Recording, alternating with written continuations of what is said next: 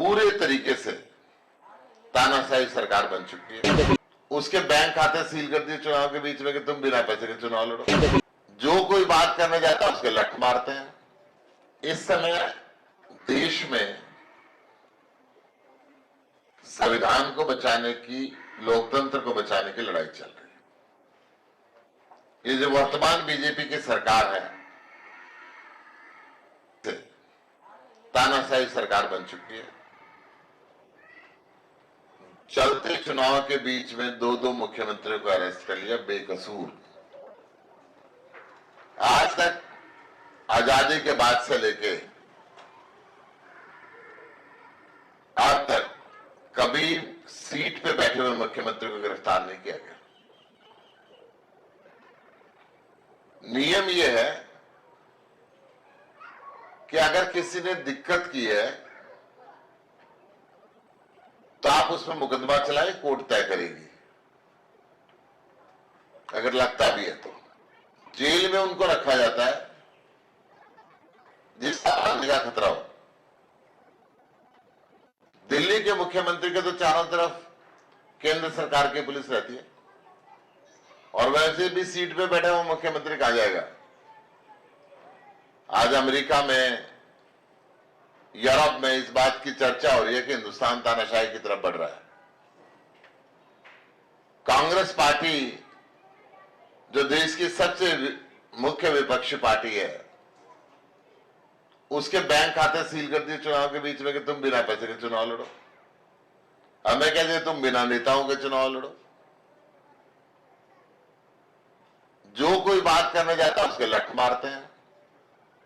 किसानों की आपने पोजीशन देखी, संसद में सवाल पूछते थे, एक दिन में 45 सांसदों को सस्पेंड कर देते हैं, सदस्यता रद्द कर देते हैं।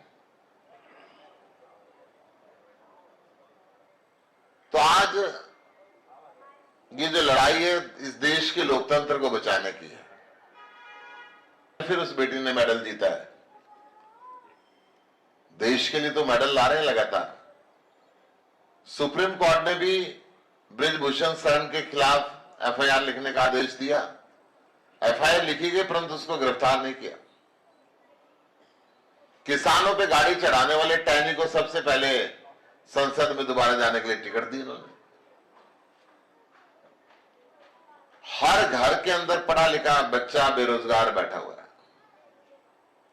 या तो नशे के रास्ते पे चल पड़ा, या अपराध के रास्ते पे चल पड़ा, और या अपनी जमीन बेच के विदेश जाने का रास्ता ढूंढने लगा। तो ये स्थिति किसी भी राज्य के लिए ठीक नहीं होती। 10 साल ये डबल इंजन की सरकार कहते हैं। डबल इंजन की सरकार इनके हरियाणा और केंद्र में रही। डबल इंजन की सरकार, इनका नारा 400 पार, और कैंडिडेट इनके 10 में से 6 उधार। मतलब 10 साल में 10 कैंडिडेट नहीं बना सके।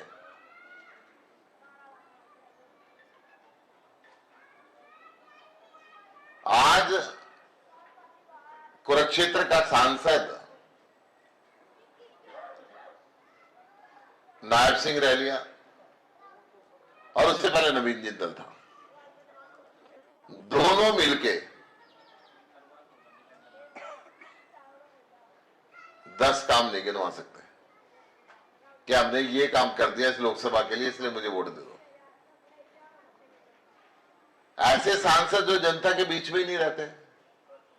नवीन जिंदल का किसी के पास टेलीफोन नंबर नहीं है।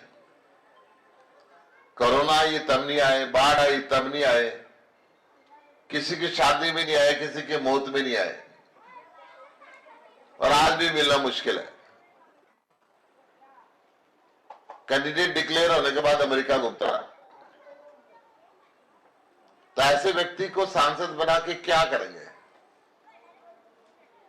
जो खुद मजबूर हो। पिछले चुनाव में प्रधानमंत्री नरेंद्र मोदी ने उनके ऊपर 1,86,000 करोड़ रुपए का कोयला गबन का आरोप लगाया। अब मैं पूछना चाहता हूं प्रधानमंत्री जी से, क्या वो पैसा देश का आ गया? आप को नवीन जिंदल ने 195 करोड़ रुपए किस बात का चंदा दिया? क्या वो रिश्वत थी? क्या वो मुकदमों से बचने के लिए समझौता था? अगर आपने ये सच्चा आरोप लगाया था तो देश के पैसे कहां हैं? और अगर आपने झूठा आरोप लगाया था तो देश के सामने माफी मांग लो। प्रधानमंत्री होते हुए मैं झूठ बोल रहा हूं? आज ये इतना मजबूर है, ना तो ये कह सकता सच्चा लगाया था, ना ये कह सकता झूठा लगाया था। ये कहते सच्चा लगाया था तो कोर्ट अंदर ठोक देगी, और ये कहते झूठा लगाया था तो मोदी अंदर ठोकेगा। तो फैसला आपको करना है। मैं तो आपके बीच के अंदर निवेदन करने के लिए आया हूं, आपका भाई बनके, आपका बेटा बनके इस क्षेत्र की सेवा करूंगा, दुख सुख का साथी बनूंगा। संसद से अपने हिस्से का पूरा पैसा इस क्षेत्र के अंदर लगवाऊंगा, इस क्षेत्र का विकास कराऊंगा। जिंदल का तो मोबाइल आपके पास नहीं होगा, मेरा लिख लो, 98-110-66-950 मेरा मोबाइल नंबर है, 9811066950। जब मर्जी आप बात करें, परंतु मैं आपसे निवेदन कर रहा हूं कि इस दफा परिवर्तन के लिए वोट करें, विकास के लिए वोट करें। ये जाति और धर्म का जहर घोलने वालों को एक बार बाहर का रास्ता दिखाएं। मैं आपसे अनुरोध करता हूं, आने वाले 25 मई को झाड़ू का बटन दबा के मुझे आशीर्वाद दें। आपका बहुत बहुत आभार।